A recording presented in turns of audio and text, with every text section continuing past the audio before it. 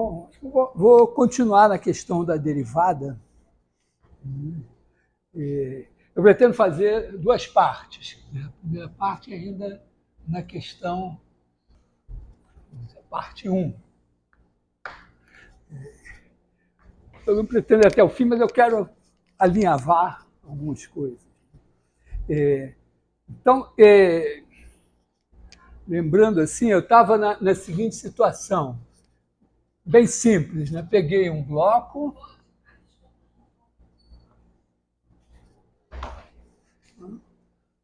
aqui assim, em R2.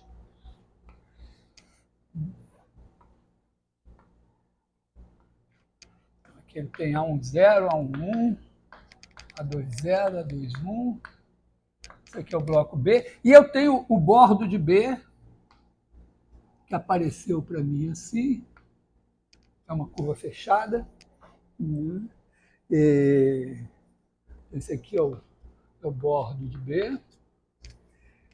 E tenho uma coisa que eu posso pensar assim, F igual a F1, F2, pensando como um campo de vetores, que eu vou integrar sobre esse bordo. Então, tem aqui o F, que eu também posso interpretar isso aqui como uma forma, ômega F, que é F1,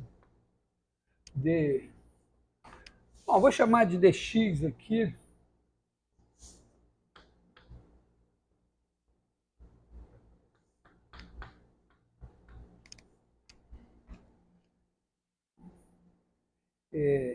Então, essa integral que eu posso pensar como integral de linha do campo de vetores, que eu projeto ele aqui e integro aqui, também posso escrever dessa maneira.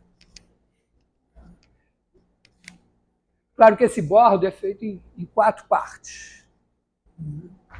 E no fim, eu encontrei diante de um negócio que é o seguinte, quer dizer, se eu integro sobre o bordo de B esse F1 dx mais F2 dy, eu encontro uma integral dupla sobre B de alguma coisa que eu vou chamar de derivada. Tá, isso aqui é o ômega F. Eu tenho um integrando, que eu integro sobre curvas. Né? Se eu dou uma curva parametrizada, eu integro, eu tenho um número. E eu cheguei à conclusão que se eu integrar aqui no bordo, eu tenho uma coisa aqui no meio que eu integro. Dá isso. Então, o meu paralelo, lembrando o seguinte, quando eu faço em uma variável, eu tenho aqui um intervalo AB, e eu tenho uma F, né? Aqui o meu campo F, né? F é de B em R2. Aqui eu tenho uma F de AB em R. Então, eu estou em dimensão 1. Isso é o bloco unidimensional. O bloco bidimensional é um retângulo. O bloco tridimensional é um ortoedro. O bloco unidimensional é um intervalo. O bordo de AB tem esse ponto e esse ponto. Então, o teorema fundamental do cálculo, um deles, me diz o seguinte, que quando eu faço F de B menos F de A, que é uma espécie disso daqui, ó. Tá legal? O campo F ele é feito para associar números a curvas. Então, eu tenho o bordo aqui, ele é uma curva, e eu tenho isso. O F é feito para associar números a pontos. O bordo Nesse cara aqui, é como se eu dissesse, ó, aqui é mais, aqui é menos. Assim como eu botei essa orientação assim, que eu podia ter posto ao contrário, né, como se eu dissesse, aqui é a entrada, aqui é a saída. Assim. Então ele diz que f de B menos f de A também é uma integral sobre o meu bloco B. Esse é o bloco B. Né? Isso daqui é como se fosse a integral sobre o bordo de B do Fzinho. O bordo de B só tem o B e o A. Integral sobre o bordo de B de alguma coisa que é uma derivada. Nesse caso, eu sei que é a derivada de f. Está só f' aqui. Então, tem uma certa semelhança, inclusive numa outra, na versão inicial que eu fiz para o Teorema de Stokes, eu, em vez de fazer o bloco, eu pensei assim, ó, eu tenho aqui uma curva C0, eu tenho o campo F, vamos ver, de R3 em R3, na verdade ele associa a cada curva um número. E aí eu tenho uma curva C1 aqui, mas elas me produzem o bordo de uma superfície S. Então, o Teorema de Stokes ele me diz o quê? Que a integral sobre C1 do campo F menos a integral sobre C0 do campo F. Oi? O bordo é... Deixa eu desenhar o bordo. Não, ela é uma superfície. É uma superfície. Então, o bordo dela tem... O bordo dela é esse aqui, ó.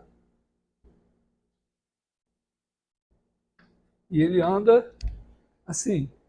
Então, isso daqui é a integral de f sobre o bordo de S. E isso é igual a integral sobre S, né? Aqui é uma coisa fechada, integral sobre S de alguma coisa que apareceu aqui, que é o rotacional de F.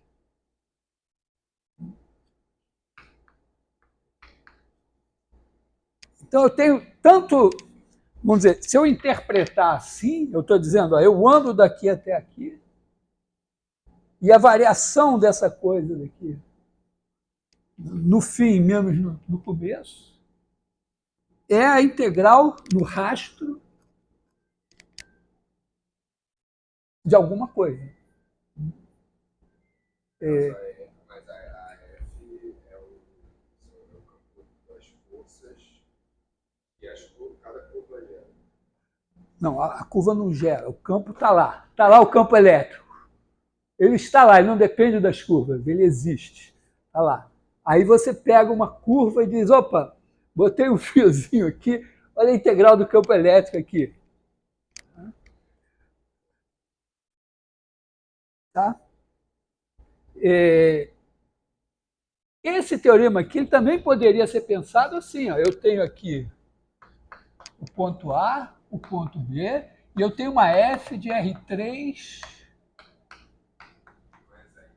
Mas a gente está pegando o campo de forças e tem a ver com... Não, o campo ele está... É como a função. A função não depende de você. Quando eu digo f de x, ela não depende do x. Exponencial está lá. Se você pegar o 2, você calcula a exponencial de 2. Se você não quiser, a exponencial continua lá. Então, o campo está lá. Como aqui, ó, eu poderia ter uma função de R3 em R. Se eu tenho o ponto A, tenho o ponto B, eu calculo f em A, f em B, mas f não é determinado pelo A e pelo B. Mas é a mesma coisa. Ó. Se em vez de eu andar daqui até aqui produzindo uma superfície, eu andar daqui até aqui, eu produzo um rastro que é uma curva. Oi. A ideia... Esse rastro daqui, eu pensei ele assim, ó. para cada S, eu tenho aqui uma curva sem índice S. Então, na verdade, eu tenho o intervalo AB aqui, que parametriza cada curva, e para cada S de 0 a 1, eu tenho fixo S, aí esse cara daqui vai levar na curva CS. E quando eu calculo no tempo t, eu tenho ponto CS de t. Isso produz uma função que parametriza essa superfície. Eu sempre penso a superfície como uma coisa parametrizada.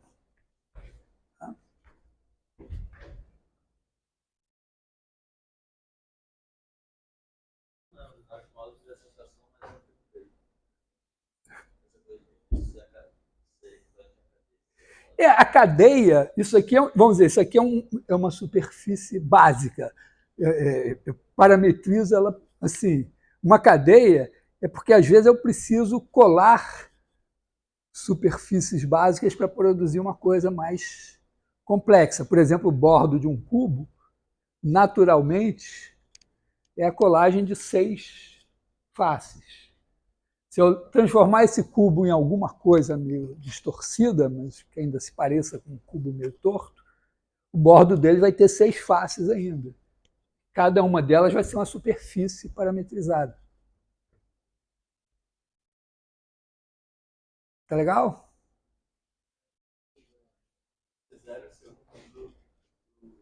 Eles começam e terminam, eles começam no ponto A e terminam no ponto B. Mas não depende, porque eu poderia chamar o C0 desse daqui, o C1 daqui e andar daqui para cá. E aí a orientação reverteria. Não, tem a ver com a direção das curvas, mas tem também quem eu chamo de C0 e quem eu chamo de C1. Tá? Depende de se eu ando daqui para cá ou daqui para cá, e depende se eu ando daqui para cá ou daqui para cá. Tá? Isso vai ser amarrado. Quando eu dou essa função assim, eu amarro isso. Oi? A parametrização ali naquele caso tem que ser de R2, né? Esse cara aqui está em R2, mas esse cara aqui está em R3. Tem uma função que manda, tem outra função que manda. Uma φ que manda esse cara aqui, que na verdade é dado assim, né? Φ de ST é o meu CS de T. Porque no cálculo 2 a gente viu parametrização não tão complexamente. Não tão complexamente? Deve ter visto. Questão de pegar um bloco e aí associar uma fibra. Não, mas normalmente geralmente você pensa a superfície como uma coisa, um objeto. E essa dualidade vai sempre existir. Você pode pensar uma curva como um conjunto, e aí ele é definido por uma equação. Vamos ver, idealmente, tem uma equação que caracteriza esse conjunto, e é uma coisa que computacionalmente é o seguinte: você tem a equação, então você quer saber se o ponto está na curva, né? Você tem a curva aqui, aí ela é dada por x2 mais y2 igual a R2. Vou botar 4. 4, tá? Aí, você tem um computador e você quer desenhar esse negócio aqui. Você não sabe nada, mas você sabe fazer o seguinte: computador, varre cada pixel da tela, olha a coordenada x, a coordenada y, é um pouco mais delicada, porque não é exatamente assim, mas coordenada x, coordenada y, quadrado, testa se é 4. Como é pixel, você vai dizer, 4 é o seguinte, né? 3,9, 4,1 é 4. Tá? Tem que dar um desconto assim, senão. Né? Tá? E aí você vai lá, sei lá, 1 milhão de pixels. Pronto, plotou. Essa é essa concepção. A outra concepção é você dizer, não, olha só, tem aqui 0, 2π, e você faz C de t igual a 2 cosseno t, 2 seno t. E a nossa φ é o C. Não, e agora você diz, não vou perder tempo, não fica testando não, faz o seguinte, pega aqui, ó, em vez de pegar testar 1 milhão de pontos, pega aqui 100, 1000, se você quiser, né? 1000 caras aqui, divide isso em 1000, substitui aqui e vai plotando. Tá? Então, são computacionalmente coisas diferentes, mas são duas concepções em que uma você olha como um objeto e a outra como o risco de uma trajetória. Tá legal? A gente vai ter que conviver com isso. É uma dualidade. Curva pode ser curva objeto e pode ser curva parametrizada. Geralmente, nos cursos de cálculo, na hora das coisas, você fala assim, calcula aí o comprimento do círculo. Aí você diz, mas o círculo eu parametrizo assim, e aí eu faço a conta com isso daqui. Tá legal? Aqui, vamos dizer, o comprimento do círculo. O comprimento é a integral da norma do vetor velocidade. Então, você parametriza, né? Vetor velocidade, C ponto de t igual a menos 2 seno t, 2 cosseno t. Norma disso é 2. Você integra 2 de 0 a 2π, dá 4π. Bom, confere, né? Raio é 2.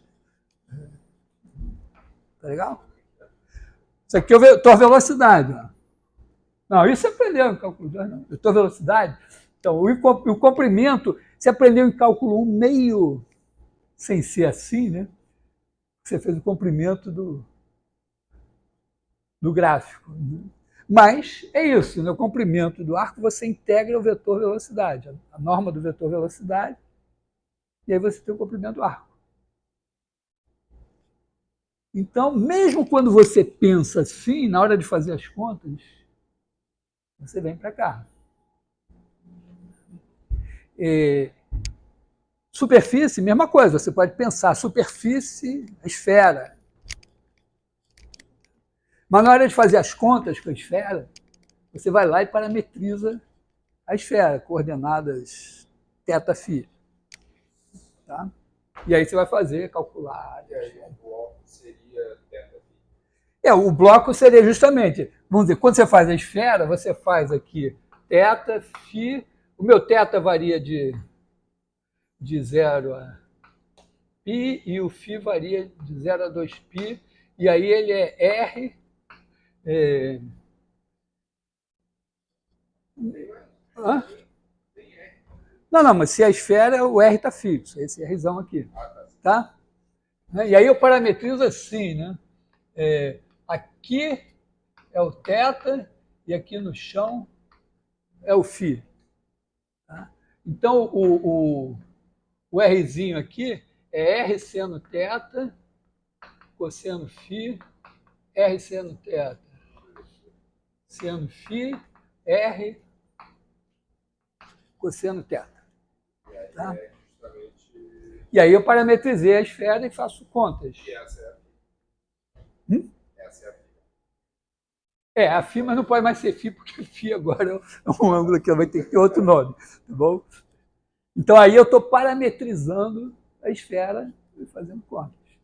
Tá? Isso é instrutivo também. Quer dizer, repara, essa φ ela não é bijetiva, né? Ela pega esses caras aqui, os pontos daqui emendam nos daqui,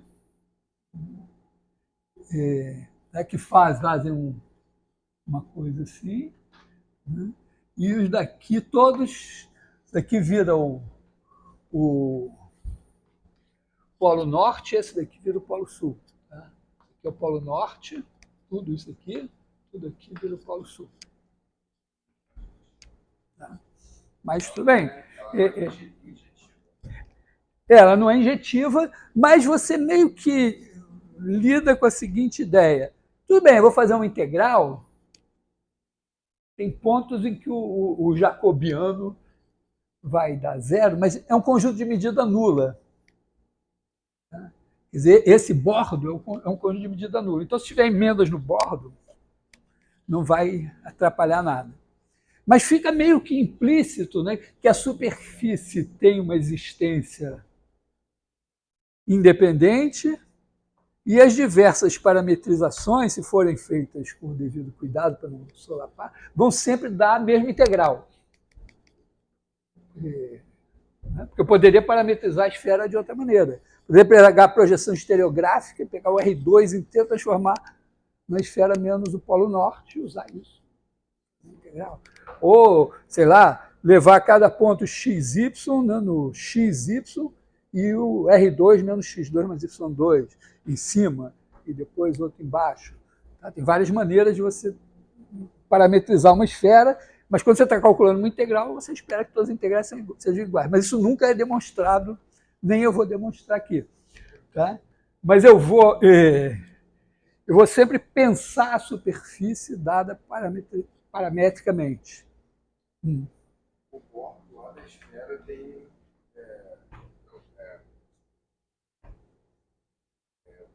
de descontinuidades lá da esfera tem medida nula. E aí o bordo daquela figura ali tem medida nula. Também em R2, uma linha tem medida nula. Porque para ter medida em R2 tem que ter um quadradinho assim, não?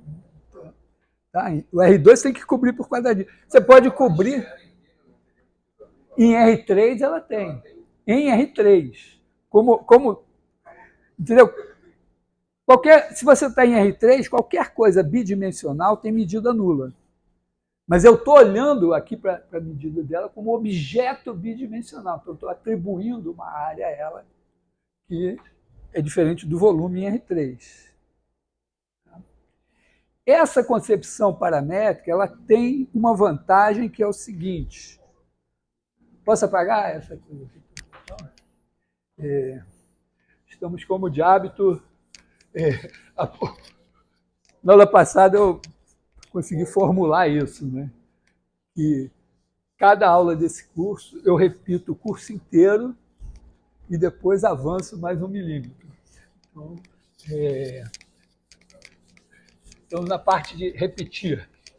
Tem uma coisa que é importante na concepção paramétrica, que é o seguinte.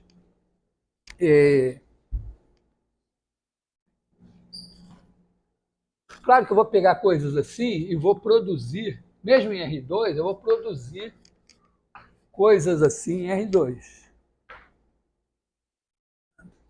Mas, quando eu penso como superfície, eu espero isso daqui como uma coisa sem autointerseções, sem singularidades e tal, singularidade está no bordo. Mas repara, quando eu fiz o teorema fundamental da álgebra, eu peguei um circulinho aqui e transformei em coisa aqui. Essas coisas aqui vão virando curvas assim. Então, esse círculo, se eu olhar para esse círculo que vai daqui até aqui, né, eu parametrizo ele por um quadradinho e ele tem uma emenda assim. Quando eu parametrizo a imagem desse círculo, vai ser uma coisa que, na realidade, vai dar um monte de voltas assim. E aqui, vamos dizer, em algum lugar aqui pode estar esse cara. E aí esse cara foi aumentando aqui assim, o rastro correspondente a isso. Isso aqui é o bordo, é a imagem disso aqui. Então, o bordo aqui, assim, né? Tem...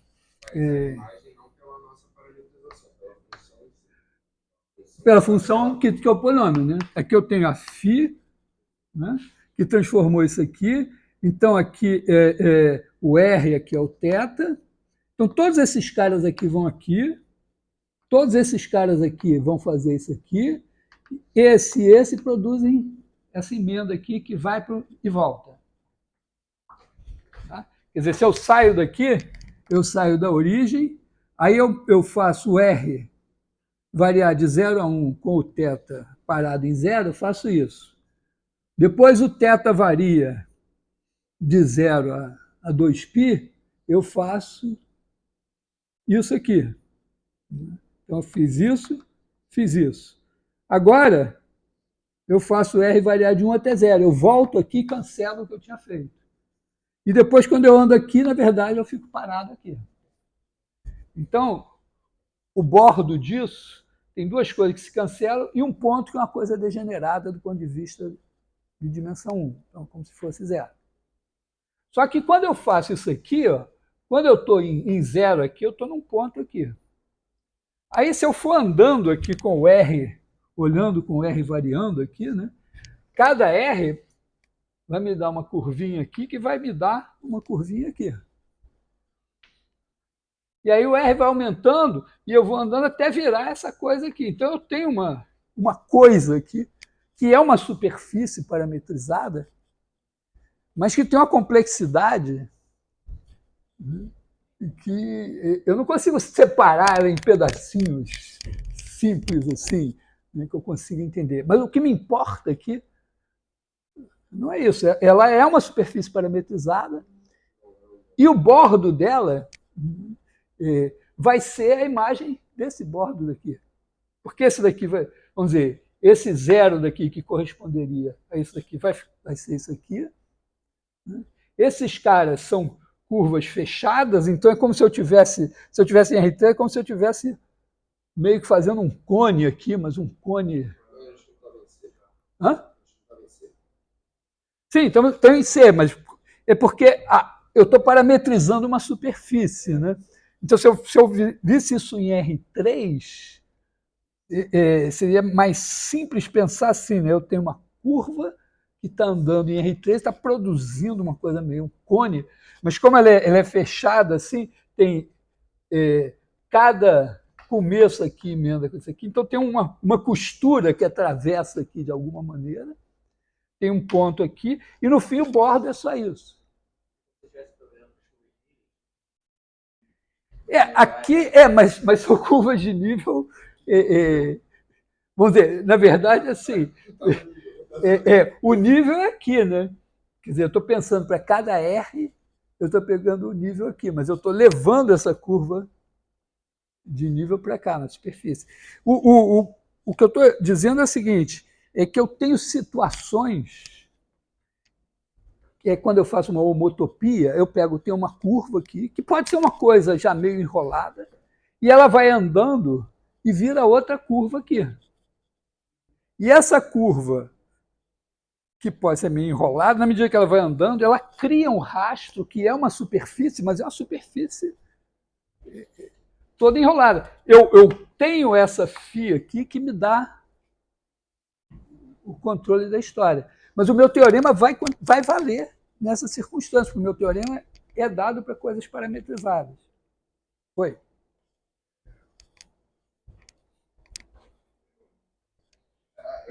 Eu esqueci o que eu ia perguntar.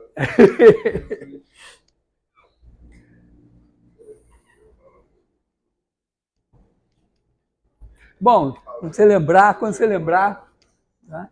Então, o que eu estou dizendo é o seguinte, quando a gente pensa a superfície como um objeto, dificilmente a gente concebe um objeto tão complicado assim. Mas quando a gente pensa a superfície como uma coisa parametrizada, ela pode, em particular, ser o rastro de uma curva que se move, e ela pode ter toda essa complexidade aqui. Foi. Caso uma homotopia, né, que é só a convolução. Não, convolução foi outra coisa, aqui é a homotopia. Homotopia não é o... Utopia é o morfo, Então, é aqui, ó, a curva está andando. né? Essa curvinha, esse ponto aqui começa a virar. Então, tem o círculo de raio R, com R variando de 0 a 1, e aí isso é uma homotopia entre a curva que degenera nesse ponto e essa daqui. Quando eu faço o polinômio, no R igual a 0, eu estou num pontinho aqui. E no R igual a 1, eu estou, ou igual a qualquer coisa, eu estou numa coisa assim. E no meio eu tenho as curvas intermediárias também. Então, eu tenho uma homotopia aqui entre esse ponto e essa coisa complexa aqui, que me deixa como rastro uma superfície bidimensional, que é uma coisa assim, que tem autointerseções, ela se cobre. Tá? Assim, aqui vamos chamar de φ igual a P, bola φ. Tá?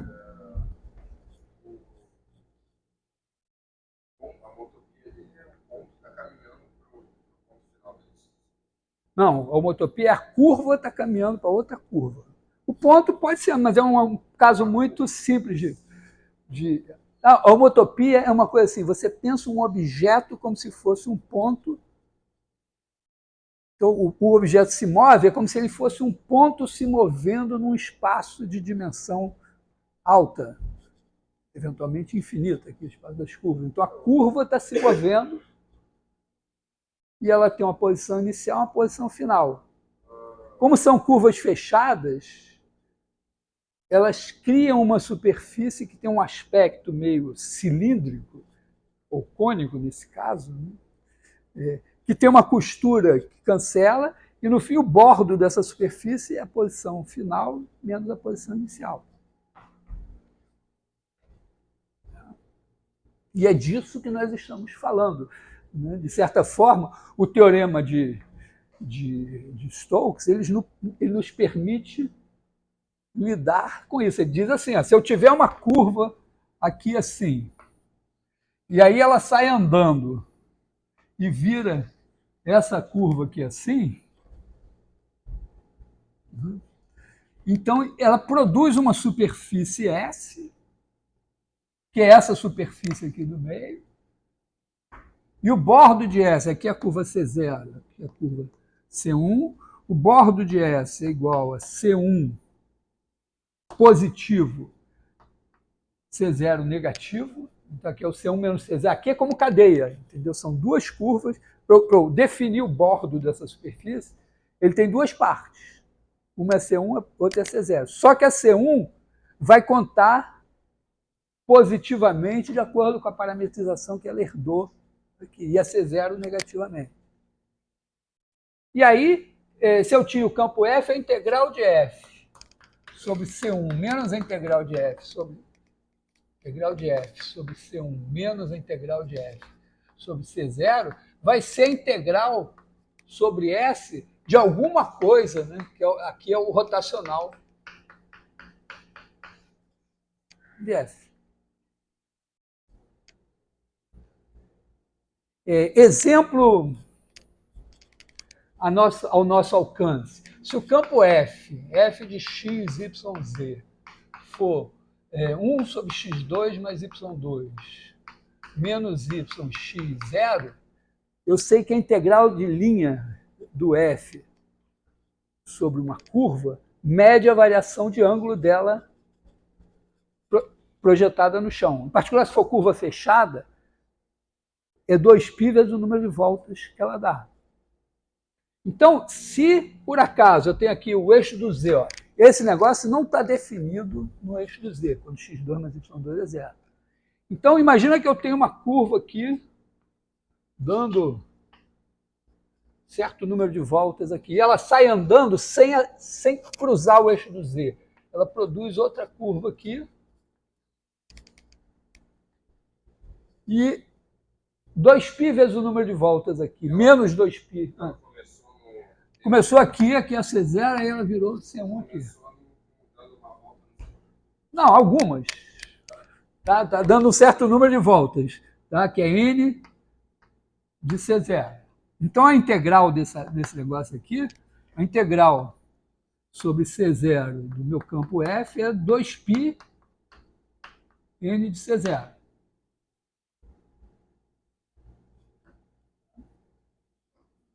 Aqui vai ser, integral sobre C1 de F vai ser 2π o número de voltas que C1 dá aqui. Como eu não cruzei o eixo do Z, eu criei uma superfície aqui que está toda no domínio da minha F. Então, o teorema de Stokes vai me dizer que a integral sobre C1 de F menos a integral sobre C0 de F vai ser igual a integral sobre essa superfície, ou sei lá, como é que ela foi, do rotacional de F. Acontece que esse bicho daqui, o rotacional dele é 0.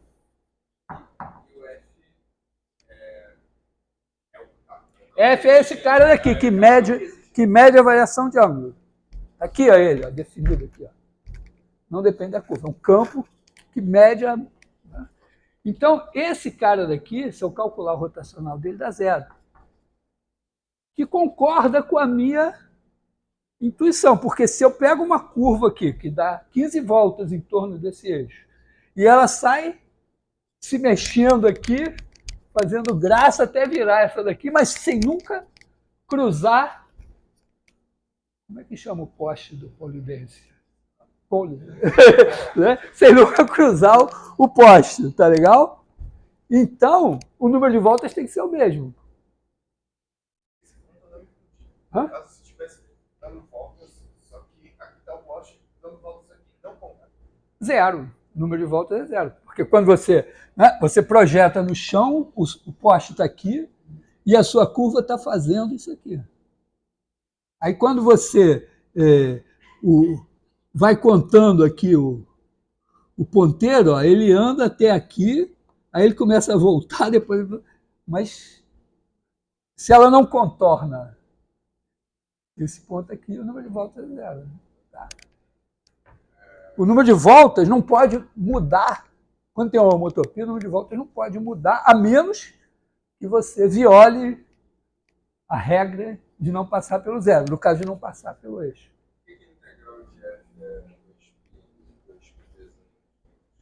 Porque eu sei que essa F daqui foi um exemplo que eu fiz lá no começo, do teorema fundamental lá.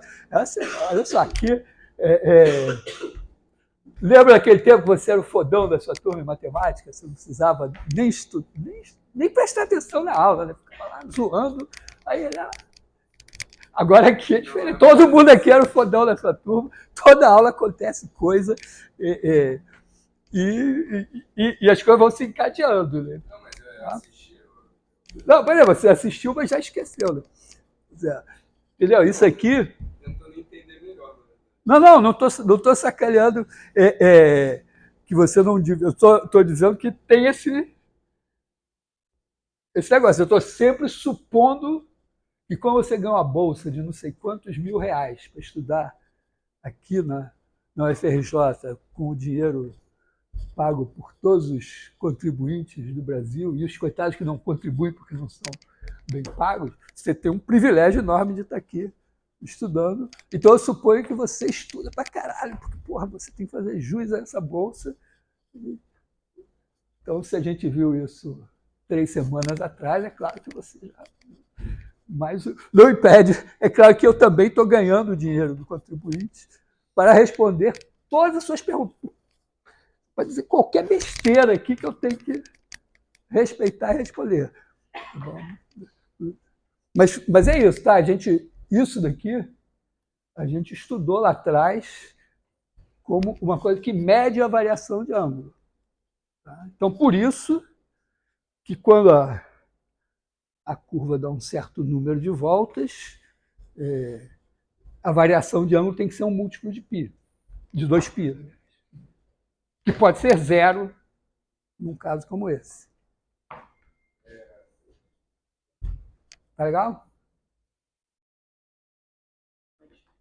Você é o cara precioso, cara, porque você é o cara que faz a pergunta que eles não têm coragem de fazer. E ainda ouve eu reclamar que você não está estudando, mas eles também não estão estudando, não. A gente pensa que eu não sei. Eu tenho, voltando no caso de tem origem e tem uma curva tirando fora da origem, mas essa curva não é fechada.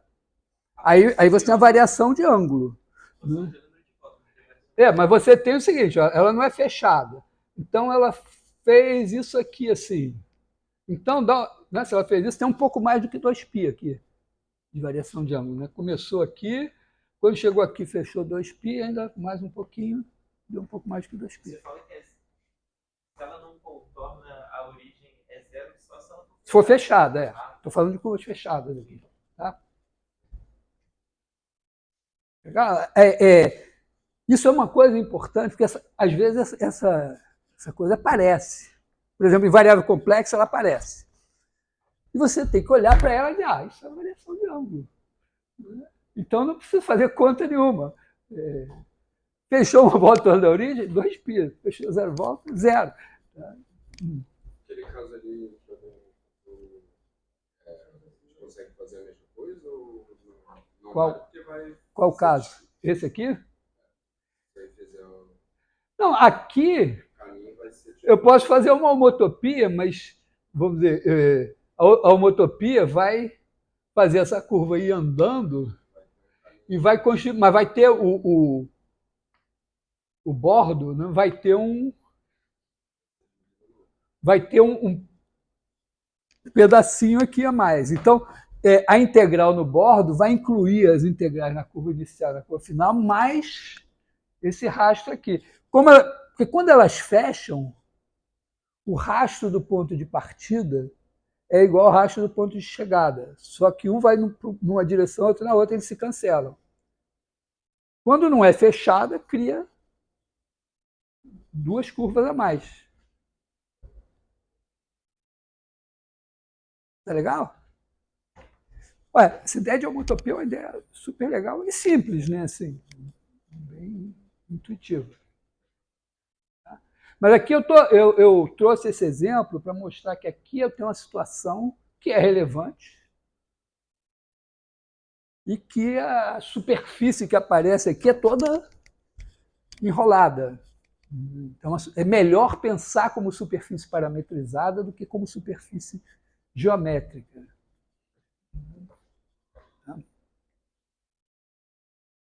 Então,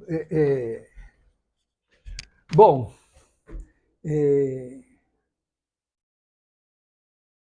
então estamos nisso aqui. Que horas são? Hã? Então, podemos começar a aula, então. Agora, a parte de avançar mais 1 milímetro.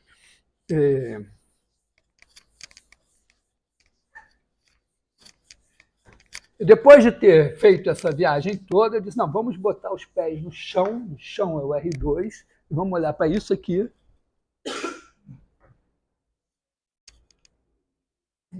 E aí, o que eu falei, a minha analogia era essa, né? Eu tinha um intervalo AB, f de B menos f de A, eu faço assim, divido em pedacinhos, aqui faço A0, A1, o AN, A0 igual a A, o AN igual a B, e aí f de B menos f de A é o somatório de I igual a 1 até N, de f de AI menos f de AI menos 1.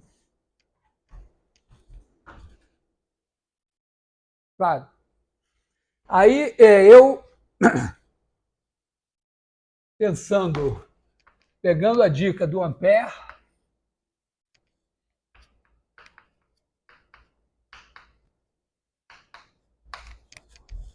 quem me disse isso foi o Maxwell, tá? Eu vi lá no livro do Maxwell que o Ampère que teve essa ideia de dividir esse negócio aqui, assim, fazer uma partição aqui também,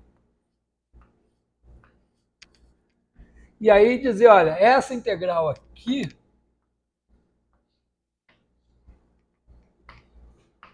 é a soma das integrais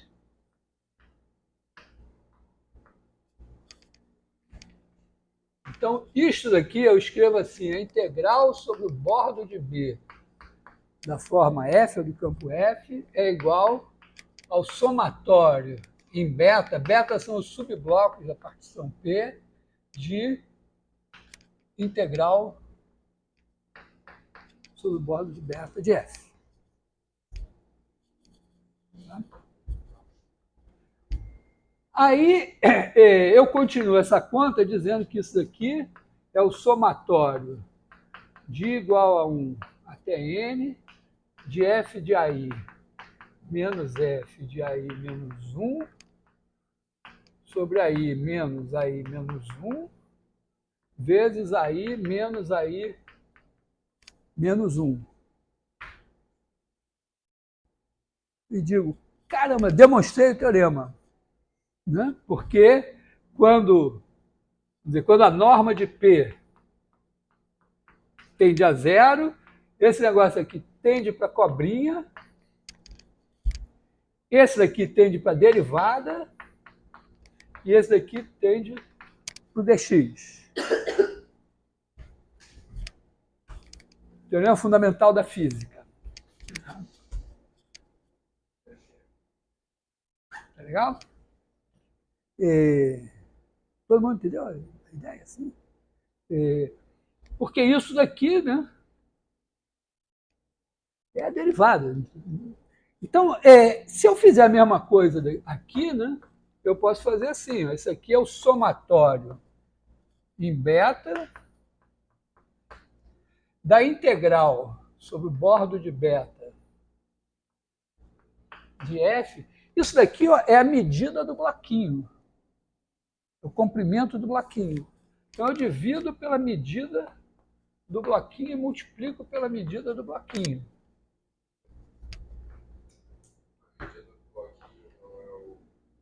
Aqui, do bloquinho aqui. Estou aqui agora.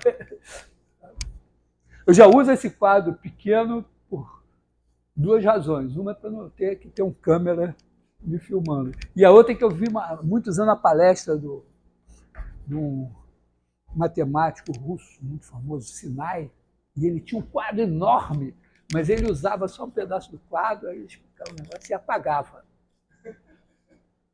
Porque aí você estava sempre prestando atenção no que ele estava fazendo e não olhando para lá, quando eu estou falando aqui. O meu é pequeno, mas ainda tem essa margem toda.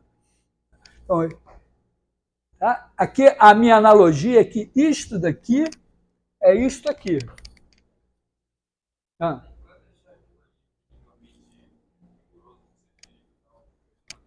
Sim, eu preciso do teorema do valor médio. Quer dizer, aqui, se eu quiser fazer o teorema fundamental do cálculo e não o teorema fundamental da física, né, eu vou fazer o quê? Eu vou fazer mais uma etapa. Eu vou dizer que aqui tem o AI menos 1 e o AI, e aqui no meio tem um XI, tal que esse cara daqui é o somatório de igual a 1 até N de F' de XI, AI menos 1. E agora sim, isso é uma soma de Riemann para a integral de F'. Então, se F' é integrável, isso tende, quando a norma de P tende a zero, para a integral de A até B de F' de x dx. Tá? Então, é um teorema super importante que é uma demonstração pequenininha. A nossa Fzinha lá. Nossa, quem? A Fzinha. A Fzinha, eu tenho a função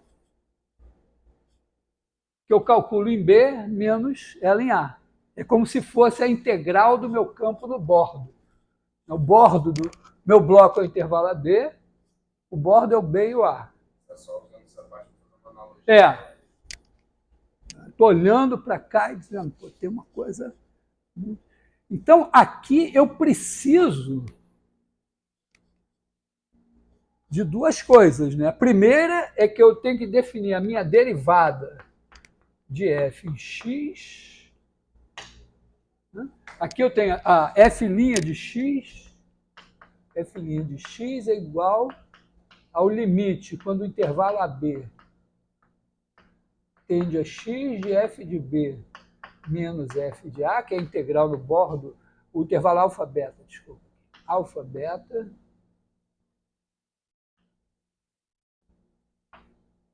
sobre beta menos alfa.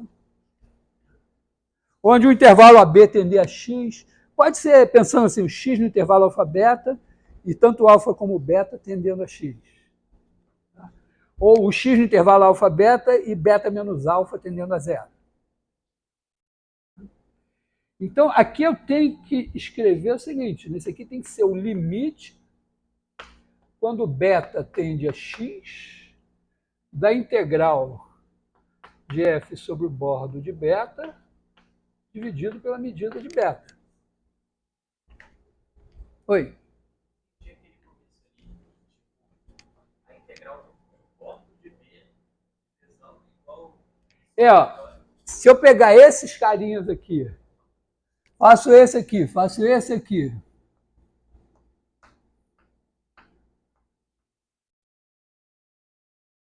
Aí faço esse aqui.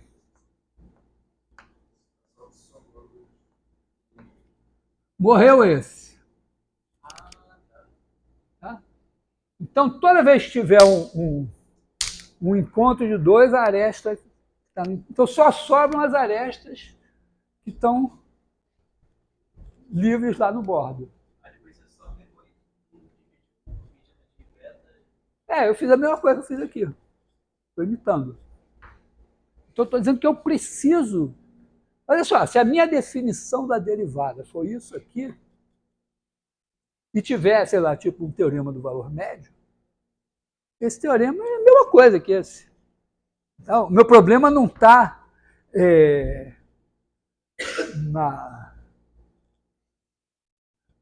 na dificuldade aqui do R2. Está, eu tenho que ter essa definição aqui. O que é o beta aí para x? É assim, tá, que o x, o beta, ele não precisa, na verdade, conter o x, mas ele contém o x e o diâmetro dele tende a zero. Tá? Beta aqui é bloco. Tem um detalhe técnico aqui, que é muito importante, que é o seguinte, eu vou exigir que o beta tenda a x, mas que não pode um dos lados do beta dividido pelo outro tender a infinito. Tem que ficar limitado. Quer dizer, eles têm... porque poderia, né? Poderia, vamos dizer, tá aqui bem pequenininho, mas quando eu olhar no microscópio, né, ele ser uma coisa assim. Não, beta não pode ser quase uma linha. Nesse caso, como se ficasse quase uma linha. Né? Tem uma razão para isso, que é uma razão muito pragmática. A derivada que apareceu para mim, aqui, né, depende da diferenciabilidade do f. Quer dizer, no caso em que a f é diferenciável, esse limite aqui, né, f, vamos dizer, de classe C1, esse limite aqui tem que dar d-ROM F2 d-ROM x menos d-ROM F1 x1. Eu fiz essa conta. Essa integral aqui vai dar a integral dentro desse bicho. Então, eu quero uma definição que não dependa da derivada, não dependa disso daqui, que vai ser assim. Não quero saber se a f é derivável ou não. Mas quando ela for, eu quero que dê isso. E aí tem um detalhe que, se eu não fizer essa exigência, eu posso dar exemplos de campo em que a f seria derivável num ponto, mas esse limite não daria isso daqui. Então, para garantir... Oi. C1. F de classe C1.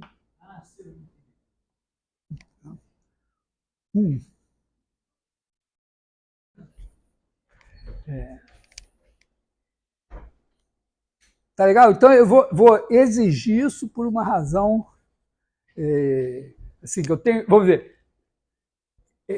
eu quero, e eu vou ter, essa definição independente da diferenciabilidade. E, inclusive, eu vou ser capaz de mostrar casos em que o F não tem derivada em nenhum ponto, mas esse negócio aqui existe em todos os pontos. E é simples. Campo central contínuo sempre é conservativo, sempre tem um potencial, e a integral de linha dá zero, mesmo que não seja derivado. Oi.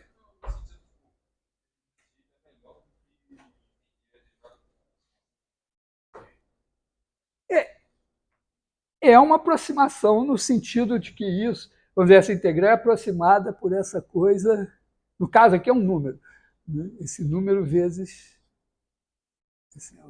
Tem uma certa linearidade. Mas vamos dizer, tem uma coisa aqui que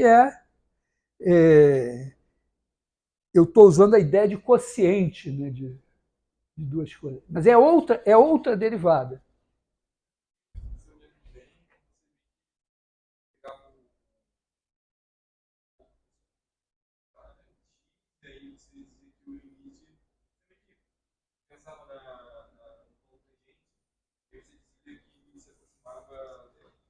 Uhum.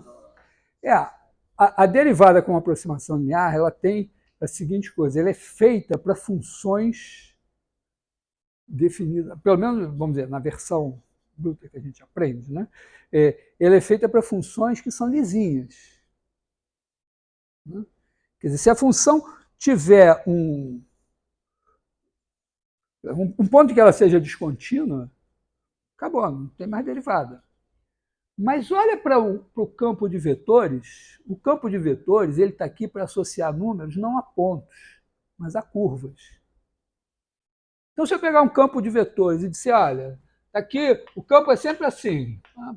Aí esse cara, não, mas esse cara aqui, eu vou mudar e ele vai ser assim, só nesse ponto. O campo ficou descontínuo. Tá? Mas nenhuma curva vai perceber isso. Porque na hora que eu integrar, tem um ponto.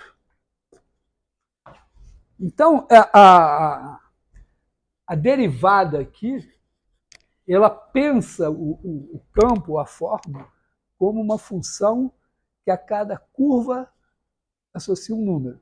Se eu estiver pensando em termos de integral de superfície, então vai ser uma coisa que vai a cada superfície associar um número. Então, se tiver o campo, eu mudar ele numa curva, nenhuma superfície vai ficar sabendo. Então é outra... Oi?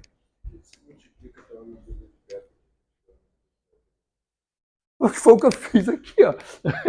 Eu fiz isso aqui para parecer uma integral. Tá? Eu olhei isso e disse, isso aqui eu podia pensar como uma integral se eu dividir aqui e multiplicar aqui. Agora eu estou integrando isso aqui. Então eu fiz a mesma coisa, eu vou fazer parecer uma integral. Eu já tenho experimentos que me dizem, né, que isso daqui deveria dar uma integral em B. Então eu estou... Entendeu? Eu tenho experimento, agora estou procurando construir uma teoria que enquadre o meu experimento. Oi. Eu posso enxergar essa outra derivada mais como uma densidade? É uma densidade de fluxo. Aqui é uma densidade... porque quando eu tiver talvez a maneira mais legal de você enxergar é quando está em R3. Em R3, você vai pegar o bloquinho, né, e tem o campo aqui assim. Aí a integral dele no bordo é o fluxo do campo através do bordo. E você vai estar dividindo pelo volume. É a densidade de fluxo. Isso vai, por exemplo, dar coisas de tipo mecânica dos fluidos. Né? Eu tenho aqui o meu blocão aqui assim. Aí eu tenho o fluxo através do bordo do blocão. Ele vai ser a soma dos fluxozinhos através dos bloquinhos, tipo aqui. Que no final das contas vai dar a integral de uma densidade de fluxo, que é a chamada divergência. É que quando eu vejo DF, X ali, eu sempre penso na matriz jacobiana. Eu vou usar para matriz jacobiana, eu vou pensar assim, o D grande. É porque essa letra D pequeno para derivada exterior, ela é padrão. Ela coincide, né, com quando você tem a F de Rn em R, a derivada exterior é a derivada que dá o gradiente. Legal? Então, essa vamos dizer, o meu caminho vai ser aqui assim. Vou fazer essa definição vai ter um teorema do valor médio e vai tornar esse teorema tão óbvio quanto esse.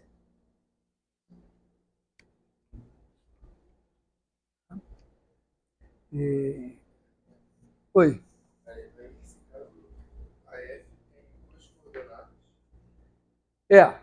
Aqui eu tenho R2. Mas ela... Depois eu vou ter o problema seguinte. Digamos que eu vou ter um campo de vetores em R3. Aí eu faço a integral de linha numa superfície. Aí eu penso, a superfície está parametrizada aqui. Eu vou trazer essa integral para cá e vou ver o que essa coisa aqui vai me dizer lá. A ideia é basicamente o seguinte, né?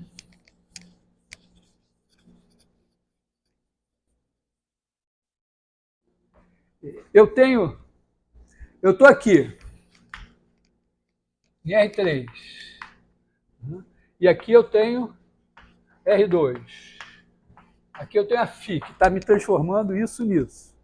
Aqui eu tenho uma ômega, que é uma unforma aqui, um campo de vetores. Tá? Então, aqui eu faço, aqui é S, aqui é o bordo de S. Aí eu faço a integral sobre o bordo de S da ômega, que é o campo de vetores que eu estou pensando como uma unforma. Isso daqui vai ser igual à integral sobre o bordo de B da φ estrela ômega, que é aquela que eu falei na aula passada, que pega em vez de eu pensar que eu estou pegando esse cara daqui, trazendo aqui para ser integrado, eu pego a forma que está integrando aqui, trago para cá e ela vira esta daqui.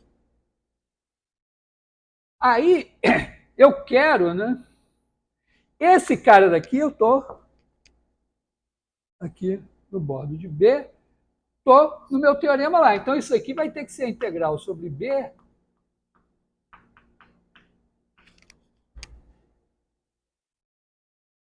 disso aqui. Por outro lado, esse daqui deveria ser a integral sobre S da derivada de ômega que eu estou procurando aqui. Tá? Quer dizer, a ômega está aqui, então ela teria uma derivada que seria o rotacional, mas faz de conta que eu não sei. É uma 2 forma que eu integro em S, que faz isso ser igual a isso. Tá legal? Oi. No caso, se tivesse R4, eu teria que ter uma F2 para parametrizar de R2 até R4. Não. Não. Não, tem 4 φ. A φ aqui tem φ1, φ2, φ3. Mas de UV. Se fosse em R4, teria φ1, φ2, φ3, φ4. Cada coordenada, tá? Que é o x1, x2, x... Quer dizer, cada coordenada aqui é uma função das variáveis aqui. Mas eu estou dizendo assim, ó, pensando grosseiramente, eu quero isso aqui. Eu quero descobrir quem é o cara que eu boto aqui para ter essa igualdade. Mas essa igualdade tem que valer assim. Então, esse cara daqui... Só que esse cara, quando eu integro em S, quando eu integro alguma coisa em S, também tem que ser a integral sobre B do φ estrela dele. Aqui é uma 2 formas, estou integrando em F, eu poderia trazer para B e daria isso aqui. Então, isso tem que ser igual a isso. Então, o meu d ômega tem que ser definido de tal maneira que φ estrela d ômega seja igual a d de φ estrela ômega. E aí eu faço a conta. Vai ter que ser isso. Mas eu não vou fazer essas contas hoje, né? Mas estou meio que anunciando que tem uma teoria, então, que a gente pode construir relativamente boa. Φ estrela é o seguinte, você vai integrar aqui, né? Então, na verdade, você vai pegar o pedacinho aqui, du é 1, du é 2, esse pedacinho aqui, esses dois vetores aqui, e eles vão virar aqui, vai virar uma coisa assim, que é derrom φ, derrom u, du, e derrom φ, derrom v, dv. Derrom φ, derrom u é o derrom φ, derrom u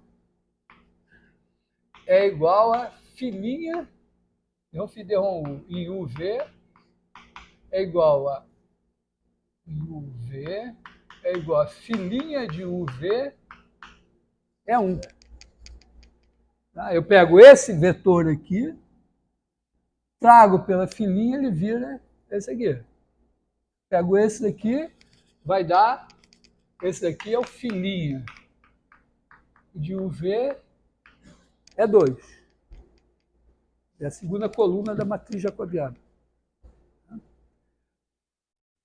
Agora, eu tenho a ômega, que eu vou calcular nesses dois caras para integrar.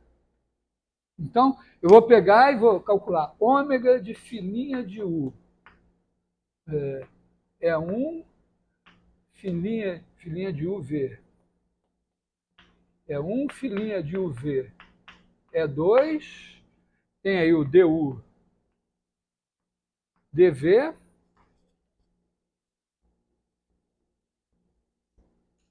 E isso eu vou integrar em B. Né? Porque eu peguei os caras aqui, trouxe para cá, calculei a ômega, mas na hora de fazer a conta eu integro em B. Então isso funciona como se eu pensasse, isso aqui é a forma filinha, quer dizer, φ estrela de ômega, e é 1 é 2. O que é φ? Isso aqui ainda tem ômega de φ de UV.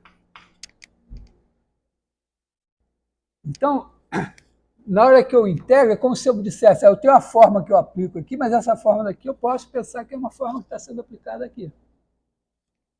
Esse é o φ estrela. Toda vez que eu integro, eu posso pensar parametricamente que eu peguei um objeto aqui, trouxe para cá, e aqui existe a forma, eu integro aqui nesse objeto. E observar que na hora que eu faço as contas, é como se eu estivesse pegando o integrando que estava aqui e trazendo para cá, que é onde eu faço as contas. Então, essa integral, por isso que eu escrevi isso, né? Essa integral de ômega no bordo de S é a integral no bordo de B da φ estrela ômega. Eu trouxe, é como se eu trouxesse o campo que estava aqui. Mas trazer o campo não é óbvio. Você olha assim, como eu estou trazendo o campo? Mas a forma é óbvio. Se você escrever em termos de formas, é óbvio trazer a forma. Não, a definição...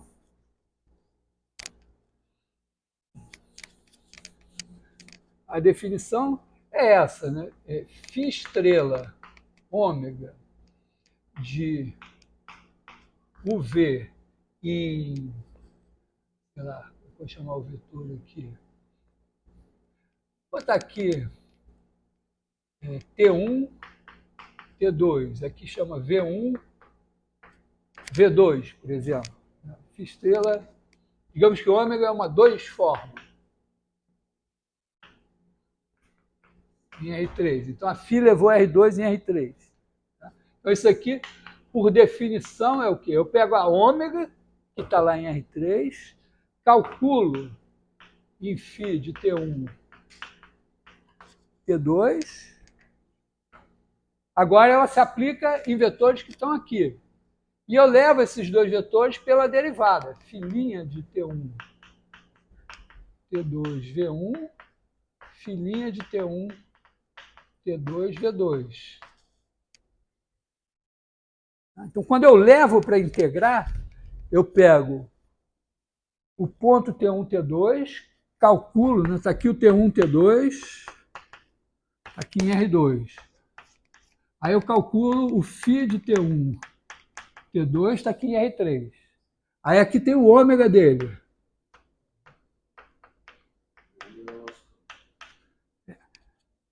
Aí eu aplico esse cara em dois vetores. Quem são dois vetores? Se eu tiver o vetor U aqui, o vetor o V1 aqui e o V2 aqui, eu trago eles para cá por filinha de T1, T2, V1, filinha de T1, T2, V2.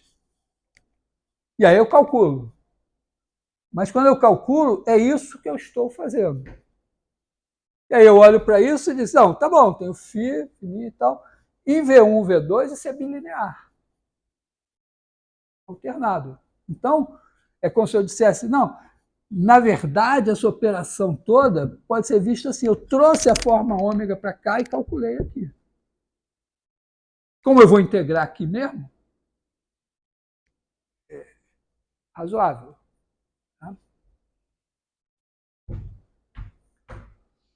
Que horas são? Então, mas eu não vou prosseguir nessa direção. Tá? Senão eu vou ter que dar uma prova de teoremas para você. Eu quero dar uma prova de coisas práticas. Né? Entendeu? Então, isso aqui é só para... então, está alinhavado. Tá?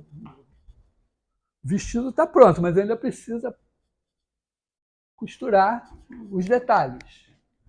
É para dizer que nós temos já ideia suficiente para dar uma versão unificada dos teoremas. Só que um deles eu não falei ainda, que é o teorema da divergência. Então, eu queria dedicar um pouquinho de tempo, né?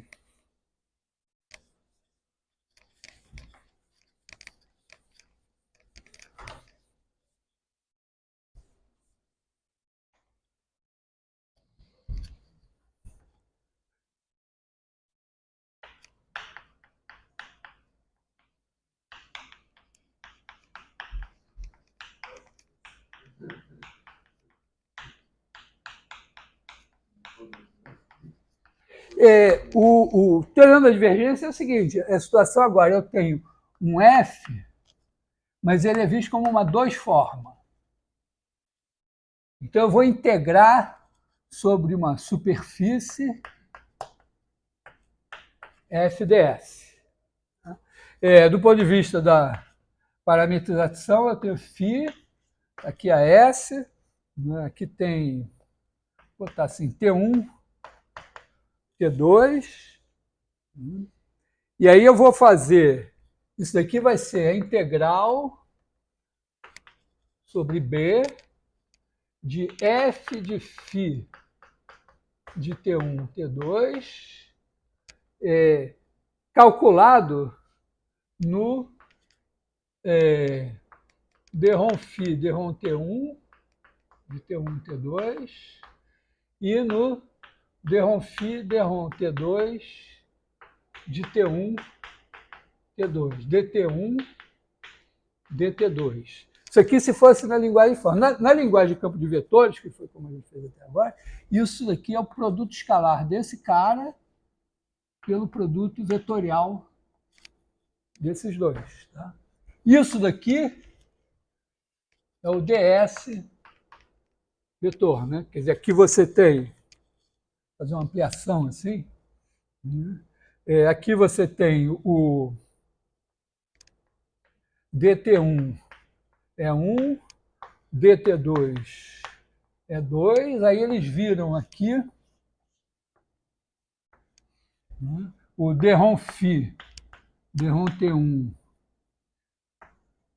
dt1 e o dρφ, dρt2, dt2. E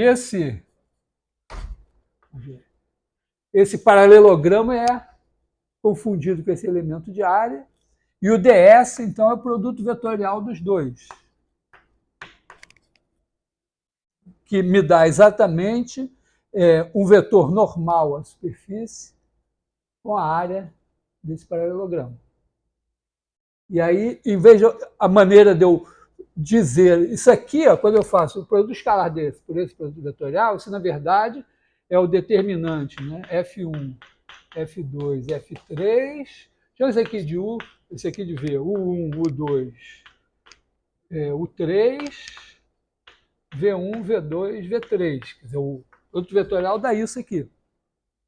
Como ele está fixo, isso é linear em cada linha. E eu trocando linha, as linhas trocam o sinal. Então, é uma forma bilinear alternada nesses dois caras. Mas, pensando assim em termos de campo de vetor, isso aqui seria padrão. Se por acaso essa S daqui, se por acaso eu tiver um bloco,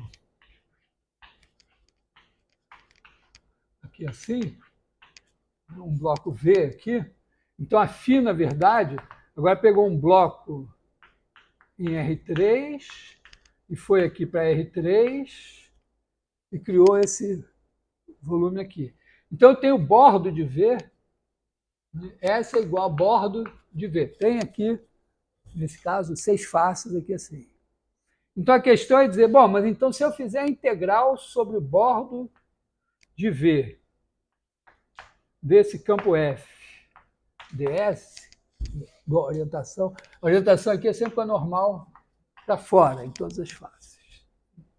Isso daqui deve ser igual a alguma coisa integrada sobre V. Alguma coisa dV. Essa alguma coisa é o que a gente chama da divergência do campo F. E essa notação de produto escalar é muito conveniente porque ela é, esse cara aqui é o d dx. Vou botar x, d dy, d dz. E quando eu faço o produto escalar por F, F é igual a F1, F2, F3. Então, esse cara aqui vai ser dρ F1, dρ x, mais dρ F2, dρ y, mais dρ F3, dρ z.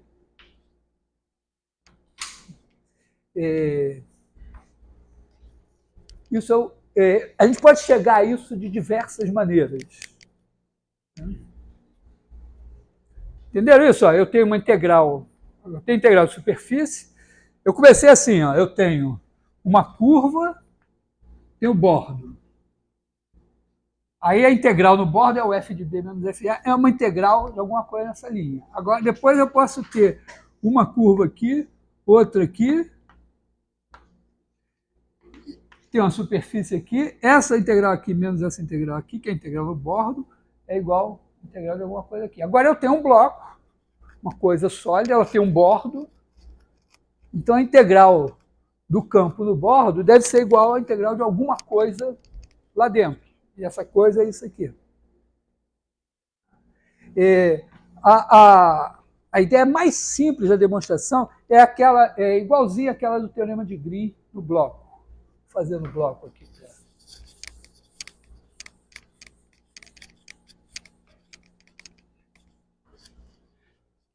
Você faz o bloco assim, né?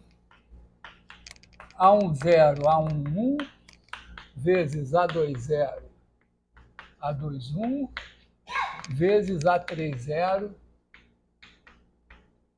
A31.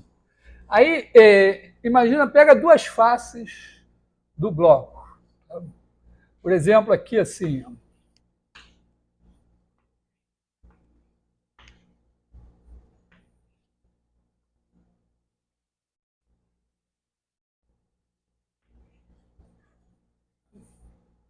meio torto, mas tudo bem. Então você tem aqui essa face aqui e essa face aqui. Então aqui você está botando a normal para cá e aqui a normal para baixo. É porque você tem o bloco é um produto cartesiano de 3 intervalos. Né? Esse aqui é a coordenada x1, a coordenada x2, aqui é a coordenada x3. Então é isso. Por exemplo, aqui, essa face daqui corresponde ao A30, essa daqui é o A31. Então, essencialmente, eu vou fazer o quê? Eu vou fazer uma integral nessa face, menos a integral nessa face, a orientação casada, porque aqui o produto vetorial, vamos dizer, a primeira coordenada pela segunda, me daria normal para cá. Como eu estou assim, aqui está coincidindo. Então, na verdade, isso aqui vai me dar, vamos pensar assim, isso aqui é a face B30, aqui é a face B31. Então, tem que ter a integral sobre B31 de f ds menos a integral sobre B30 de f ds. Oi? Porque aqui eu estou pensando x1, x2, x3. Tá? x1, x2, x3. Então, é isso aqui. O DS aqui vai ser nos dois casos, aqui vai ter dx1, dx2, e o vetor normal seria o E3. Então, isso daqui, na verdade, né, isso daqui vai ser integral sobre, vamos dizer, em A10, A11, A20, A21, e aí eu pegaria f de x1, x2, A30, A31 aqui, faria o produto escalar pelo vetor, pelo ds aqui. O ds é E3,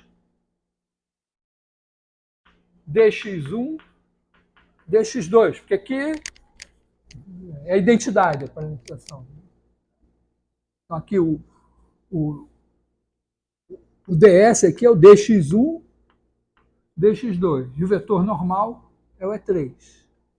Então daria isso aqui, menos a mesma integral de A10, A11, A20, A21, do f de x1, x2, A30, escalar E3, dx1, dx2. Essa daqui está se passando aqui em cima, essa aqui embaixo. Quando eu fizer isso, isso daqui vai dar F3, né? Isso aqui vai dar igual a integral, essa integral dupla aqui. Quando eu faço produto escalar desse por E3, eu pego a terceira coordenada, que é F3 de x1, x2, A31, menos F3 de x1, x2, A30, dx1, dx2. Agora, isso aqui, eu digo, opa, olha o teorema fundamental do cálculo, é uma função calculada nessa extremidade e uma função calculada na outra. Então, isso vai me dar a integral de A10 a A11, integral de A20 a A21, vezes a integral de A3, mais a integral de A30 a A31, de dRom F3, dRom X3, de X1, X2, X3, dx3, dx2, dx1. Isso é o que sai dessas duas faces, que são perpendiculares ao E3. Quando eu pego as faces perpendiculares ao E2, vai sair esse daqui. E quando eu fizer perpendiculares ao E1, vai sair esse aqui. Então, grosso modo, mas isso vai valer, vamos dizer, eu estou dizendo que isso vai valer em geral. Essa integral aqui, aliás, essa integral aqui tem a parametrização, e essa aqui tem uma parametrização também, né? Porque o V está sendo parametrizado.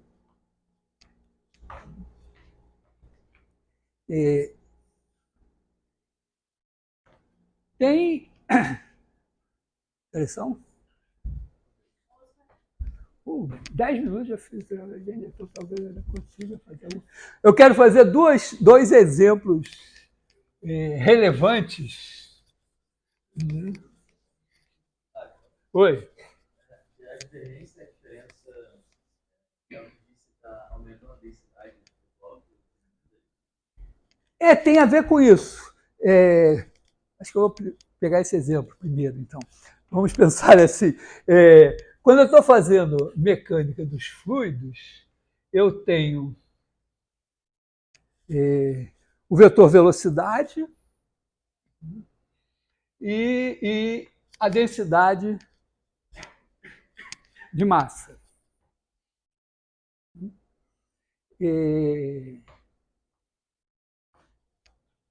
Se eu pensar, vamos ver, o fluido está fluindo, né? Cada ponto tem a velocidade V aqui. Que ela poderia variar com o tempo, mas podemos pensar assim também que ela está constante em cada velocidade. Não é que ela é constante, a velocidade nesse ponto é sempre a mesma. O cara que passou aqui, ele passa aqui com essa velocidade, só para simplificar. Aí eu pego um pedaço desse bloco aqui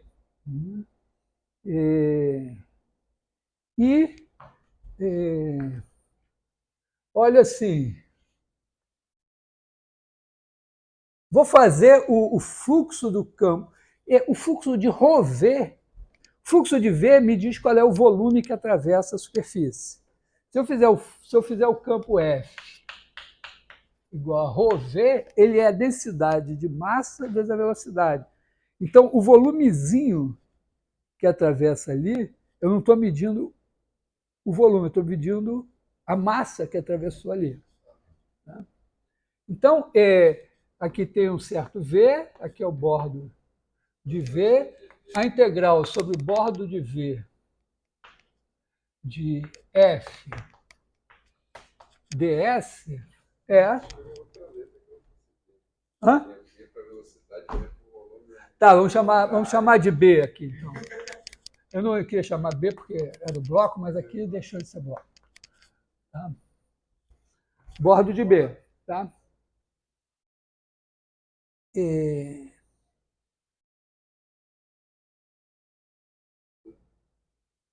Isso daqui...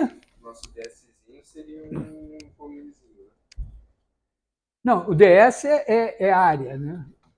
Mas quando eu faço o F aqui é o ρV ds. O teorema nos diz que isso daqui é igual à integral sobre B da divergência de F.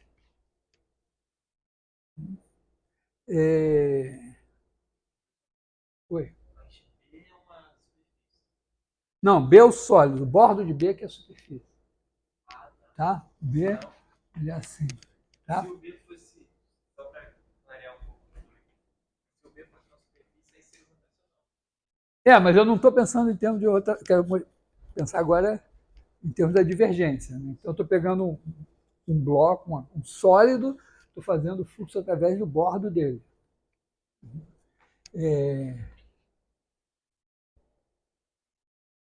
Então, isso daqui é isso. Né? Isso aqui é igual à integral sobre B da divergência de ρV. A divergência de ρV, ela tem... isso aqui é uma função escalar e aqui é um campo de vetores. Tá? Não é muito difícil você fazer a conta dessa derivada do produto, a divergência de ρV é igual a ρ vezes a divergência de V, mais o gradiente de ρ escalar V.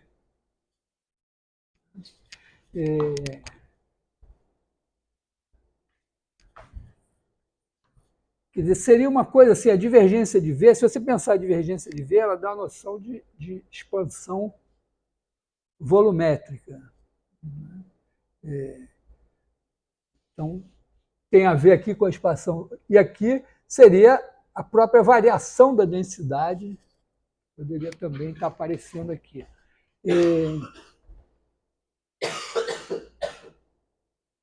Por outro lado, ó, isso daqui... Agora eu vou fazer uma coisa que não é exatamente matemática, mas se eu olhar para... Vou olhar bidimensionalmente, que é mais fácil de ver, ó, o que está saindo aqui, está saindo do bordo, vamos ver, esse fluxo aqui, tem uma parte dele que faz assim, né? Eu tenho cor aqui, vou botar aqui assim, ó. A parte que está saindo está dando isso aqui, assim, né?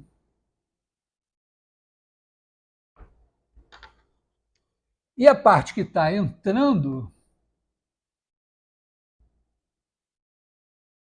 faz isso assim. Vou deixar aqui o branco original, para não me confundir. Né? Então, aqui eu tenho esse daqui.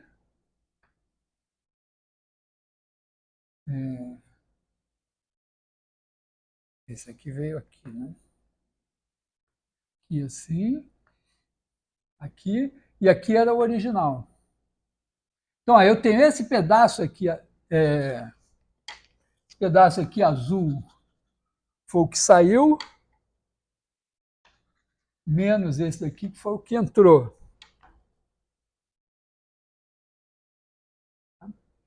Mas isso também eu posso pensar o seguinte, que esse bloco B estava aqui e ele veio parar exatamente aqui. Então, é o que eu tinha aqui, o que eu tenho aqui menos o que eu tinha aqui. Ora, isso tem que ser... isso é igual a quê? A massa que passou para cá menos a massa que passou para cá. Então, isso aqui é a massa desse menos a massa desse. Quer dizer, se eu fizer,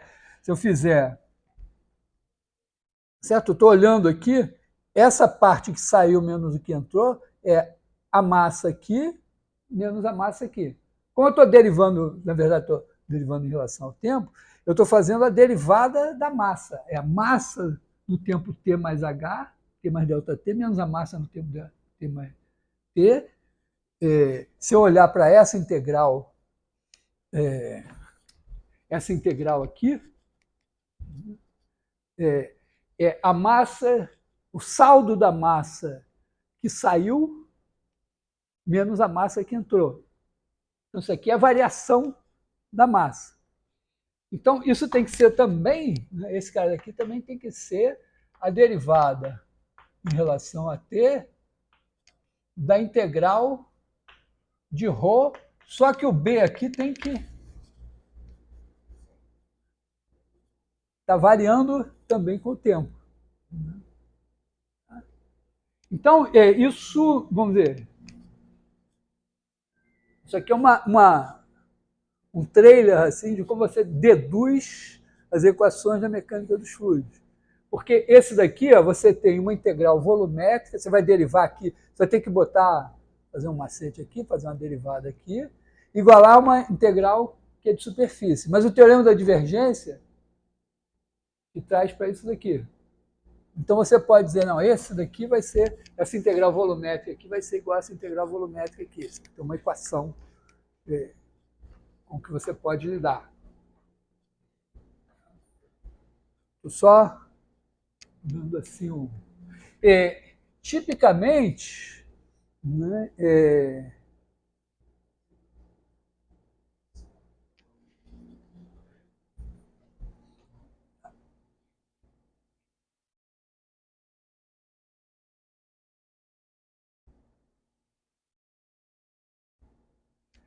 deixar assim. Tá? Bom, essa é uma linha de pensamento aqui. Espero não ter errado alguma coisa no caminho, mas uma outra vertente importante também é você pegar aquele campo F, campo lá do gravitacional, né? F de x, x em R3, é igual a x sobre norma de x ao cubo. É o campo que essencialmente, né, quando você bota uma carga aqui ou uma massa aqui, você tem o ponto aqui x, então x sobre x ao cubo é 1 sobre norma de x ao quadrado vezes a unitário daqui. Então, é 1 sobre o quadrado da distância vezes o unitário daqui, que é a menos de constantes, é o campo gravitacional ou o campo elétrico devido à massa concentrada aqui ou uma carga concentrada aqui. Ao mesmo tempo, a gente viu que quando você tem uma superfície, você olha a projeção dela na esfera unitária, né?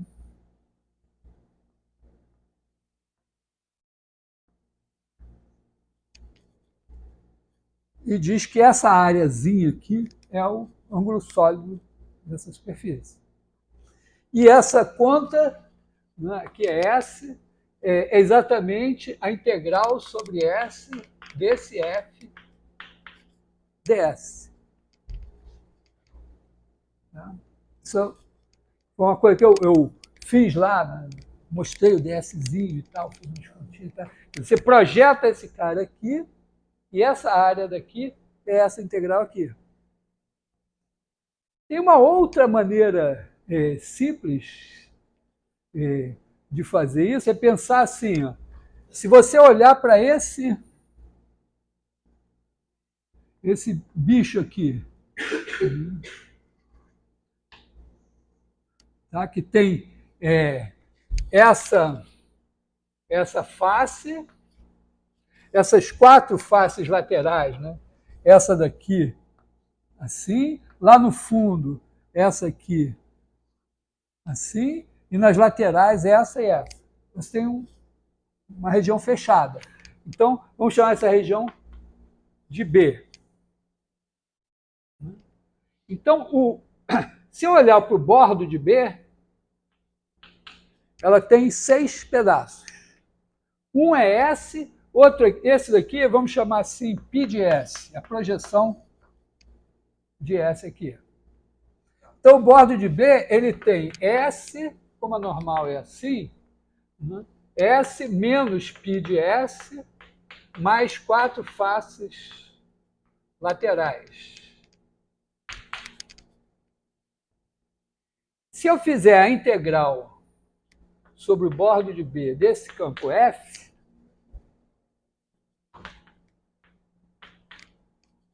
vou botar sem flechinha, F ds, vai dar a soma dessas 4 integrais. Então, isso aqui vai ser a integral sobre o bordo de B de F, sobre S, de F ds, menos a integral sobre a projeção de F ds, mais 4 integrais aqui. Então, agora vamos fazer a conta sem fazer contas. Olha só, essas faces aqui, elas são, as paredes delas têm, essas coisas são radiais. o meu campo é radial, ele é paralelo a essas faces aqui. Entendeu? Tem uma face assim e o campo está andando assim. Quando eu faço o produto escalar dele pelo normal da face, dá zero. Então, o fluxo dele através de cada uma dessas faces aqui é zero. Isso aqui é nada. Tá? Esse daqui é o cara que eu disse que é a área da projeção. Bom, se isso aqui for a área da projeção, tudo bem. Mas isso aqui é a área da projeção. Por quê? Porque esse ds aqui, ó, o vetor normal aqui, é o... Vamos dizer, aqui eu tenho o ponto sobre a esfera. Eu tenho aqui o ponto x, o normal é o x. Então, eu estou calculando a integral sobre π de s de x sobre norma de x ao cubo, mas aqui os x são todos unitários. Então, é x, norma de x ao cubo aqui.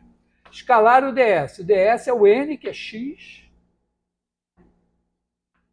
ds. Mas x é unitário, isso daqui é 1. Então, eu estou integrando sobre π de s o ds, que é igual à área de π de s. Então, o teorema da divergência vai me dizer que essa integral aqui, menos essa daqui, que é a área, é igual à integral da divergência. Só que a divergência desse campo, a conta que vocês têm que fazer, a divergência desse campo F é zero, em todos os pontos. Então, é uma demonstração com o teorema da divergência de que realmente essa integral aqui é essa área aqui.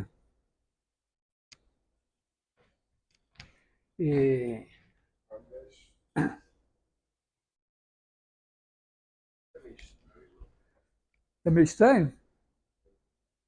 Não, eu tinha feito isso sem teorema da divergência. Olha o tamanho daquilo ali, o tamanho daquilo ali. Não, mas olha só, é o fluxo do campo. O campo, entendeu? O campo aqui ele é menor, ele é inversamente proporcional ao quadrado da distância. Então é muito razoável, né? Esse cara daqui, esse campo daqui é o campo, não faz eletromagnetismo, é o campo, tá? É claro que se você pegar uma superfície qualquer assim e envolver a origem, aqui o campo não está definido. Então você não pode dizer aqui integral sobre S de f ds, você não pode dizer que é zero, embora a divergência aqui seja zero, porque tem um ponto aqui. Mas se você bota uma bolotinha aqui, você vai dizer que é igual a integral sobre o bordo da bolotinha de raio epsilon de f. Mas essa origem aí é a origem do espaço ou do campo? O campo, no caso, eu estou botando a origem aqui. Isso aqui é o zero e a singularidade do campo está no zero. Se esse campo tivesse uma carguinha, né, poderia ter aqui uma constante e tal, né, teria uma carguinha aqui assim. Porque, olha só, quanto é que vai dar essa integral? Eu estou dizendo que essa integral é igual a essa daqui para qualquer bolinha aqui. Mas isso aqui vai ser, se for a bola unitária, vai ser 4π, que é a área do negócio. Então, a integral desse campo sobre essa superfície é igual a 4π. Quando você tem o campo elétrico, né, você tem aqui alguma constante vezes a carga. A sua constante, normalmente, ela tem 1 sobre 4π aqui vezes a carga. Por quê? Porque quando você fizer o seu campo vai virar 1 sobre 4π, alguma constante, né? Constante sobre 4π, 1 sobre norma de x ao cubo, x. Tá? vamos botar assim, digamos que eu botasse roubado, botando Q sobre 4π. Isso daqui daria a carga, porque agora eu estou... A integral só disso daria 4π, como tem o 4π no denominador, fica a carga. Então, isso é um embrião da lei de Gauss do eletromagnetismo, porque aqui, esse campo ser dado assim é a lei de Coulomb, que só vale na eletrostática, que não existe, vamos dizer assim. Mas, provavelmente, o Gauss pensou via lei de Coulomb e obteve isso, que se você faz a integral do campo sobre uma superfície, essencialmente você captura a carga que tem aqui dentro. Depois você extrapola e diz, se tiver um monte de carga aqui, você faz uma integral, tal, tem umas coisas assim. E isso virou uma equação como um postulado. Agora, não é mais dedutível assim. Simplesmente você diz, tem o campo elétrico, se você fizer o fluxo do campo elétrico através de uma superfície fechada, o que você vai ter, essencialmente, é a carga que está ali dentro. Mas tem um monte de coisas ligadas a isso, de contas que a gente faz, estão ligadas a esse cara daqui. E, ao mesmo tempo, esse cara mede o ângulo sólido. Então, se eu tiver... Claro, se eu tiver uma superfície que envolve a origem, se ela não tiver autointerseções nem nada, dá 4π se a normal for para fora. Se for para dentro, menos 4π. Se não estiver envolvendo, zero. Eu não posso fazer uma homotopia de uma superfície que não envolve a origem para uma que envolve a origem sem passar pela origem. O que significa que, na verdade, se eu fizer uma homotopia entre uma superfície que envolve a origem e outra que envolve a origem, sem passar pela origem, o número de voltas, quer dizer, o ângulo total, tem que ficar constante, porque a divergência é zero. Caso essa área que tivesse aí, estivesse calculando uma carga dando uma volta, eu iria fazer ela tender ao tamanho da minha carga. Para mostrar exatamente a carga. Na verdade, às vezes você está... vamos dizer, seria uma coisa assim, né? Você tem aqui e você tem carga aqui assim. Então, quando você pega e faz a integral assim, você... quando não tem quando a carga está toda concentrada aqui, aqui a integral é zero. E aí você está pegando a carga aqui. É porque...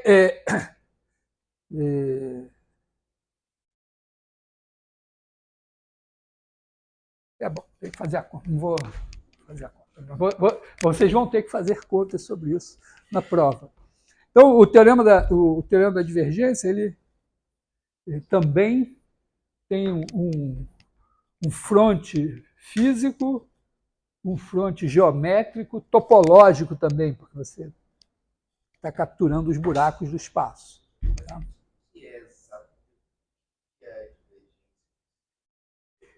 A divergência eu pensaria assim, a densidade de fluxo, porque você pega o fluxo, pensa o campo como um campo de velocidade, então você tem o fluxo através do bordo. O fluxo através do bordo, ele é positivo se estiver saindo mais que está entrando. Então é como se você pensasse assim, a superfície andando, ela estaria expandindo, aumentando o volume.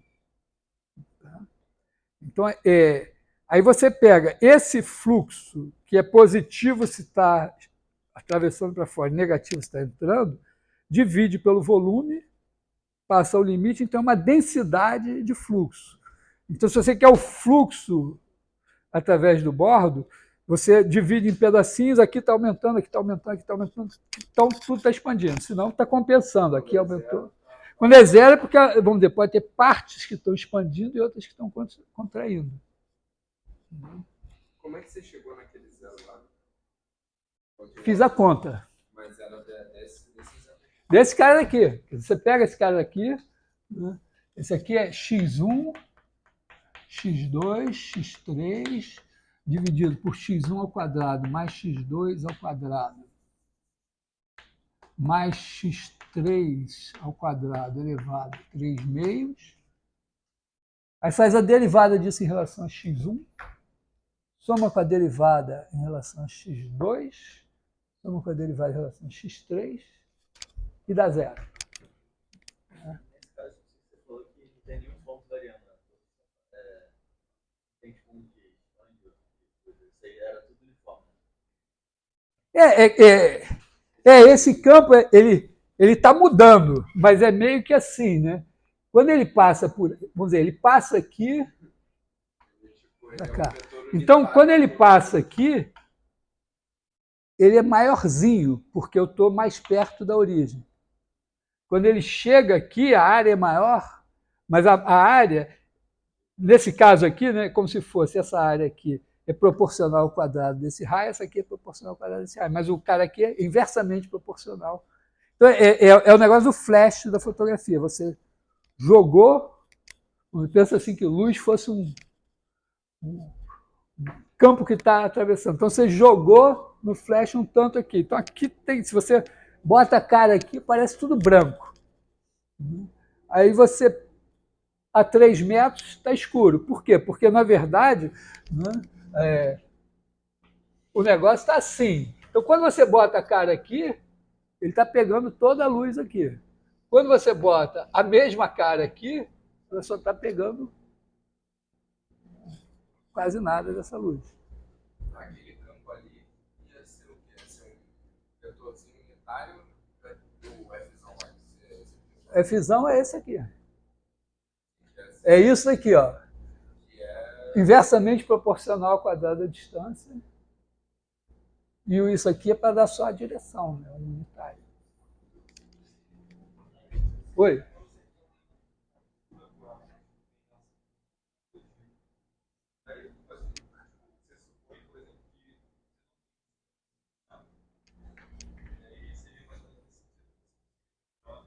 Então, quando você vai trabalhar em superfícies, procurar os buracos na superfície, aí não é esse campo. Esse campo aqui ele captura buracos no espaço. A questão é a seguinte: moralmente, vamos dizer, se você tem um campo F e o rotacional de F é igual a zero, aí você tem uma superfície fechada e você calcula a integral de F aqui no bordo. Aqui é S, aqui é o bordo de S. Aí você calcula a integral sobre o bordo de S de F e isso dá diferente de zero. Se não tivesse nenhum buraco aqui, eu poderia dizer que esse S é igual, isso aqui é igual a integral sobre S do rotacional de F. Então, é porque, na verdade, tem tem algum buraco aqui, em certo sentido. Eventualmente, vamos dizer, uma coisa assim também, né?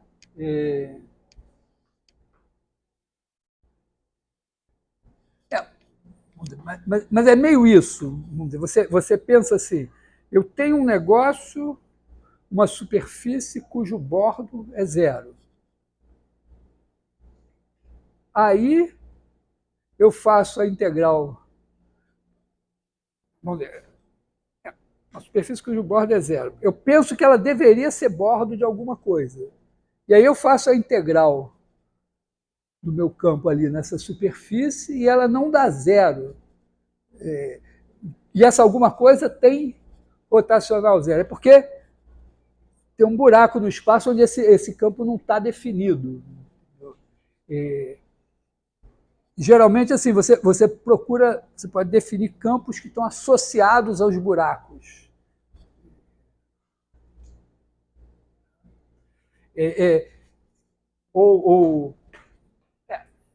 Pensando de outra maneira, assim, se o campo outra maneira de pensar assim, se o campo tem rotacional zero, ele devia ser potencial, deveria ser rotacional de alguém, ou, aliás, gradiente de alguém. A rotacional dele é zero, então estou dizendo que ele se comporta localmente como um campo conservativo. Mas se eu não consigo globalmente um potencial para ele, é porque tem algum problema, algum buraco no meu espaço que está me impedindo isso.